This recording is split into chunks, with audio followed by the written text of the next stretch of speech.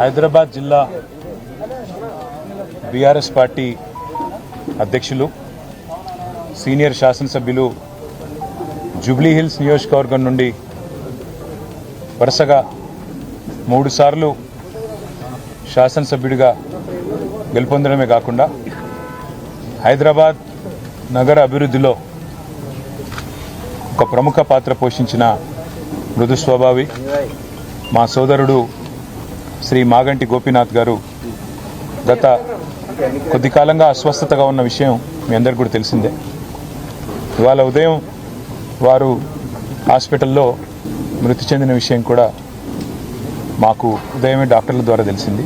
నిజంగా ఇది బీఆర్ఎస్ పార్టీకి, అదేవిధంగా హైదరాబాద్ నగరంలో అభివృద్ధిని, అదేవిధంగా హైదరాబాద్ నగరంలో ఇక్కడ ఉన్న అందరితో కలివిడిగా ఉండే ఒక నాయకుడిని కోల్పోవడం అనేది మా అందరికీ కూడా తీవ్రమైన ఆవేదనని, తీవ్రమైన బాధని కలిగిస్తున్న సందర్భం.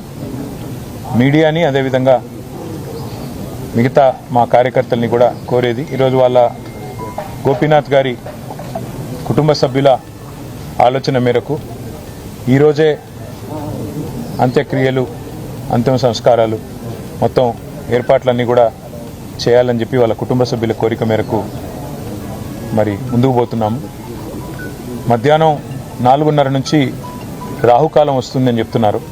కాబట్టి ఆ రాహుకాలం కంటే ముందే అంతిమ కార్యక్రమాలన్నీ కూడా ఏర్పాటు చేయాలని చెప్పి కుటుంబ సభ్యుల కోరిక మేరకి జూబ్లీ హిల్స్లోని మహాప్రస్థానంలో మధ్యాహ్నం 3 నుంచి 4 గంటల మధ్యన ఈ కార్యక్రమం పూర్తవుతుంది. ఎవరైనా కార్యకర్తలు కానీ, నాయకులు కానీ, మిగతా వారి అభిమానులు కానీ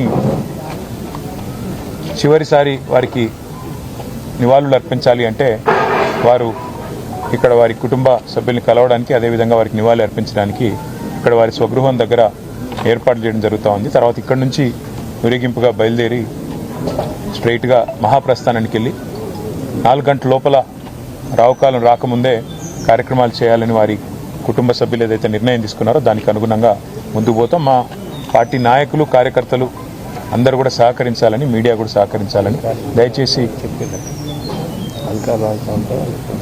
దయచేసి సహకరించాలని చెప్పి కోరుతూ, మరి రాష్ట్ర ప్రభుత్వం కూడా ఏర్పాట్లు చేస్తున్నామని చెప్పి ఇప్పుడే చెప్పింది. వారికి కూడా ధన్యవాదాలు.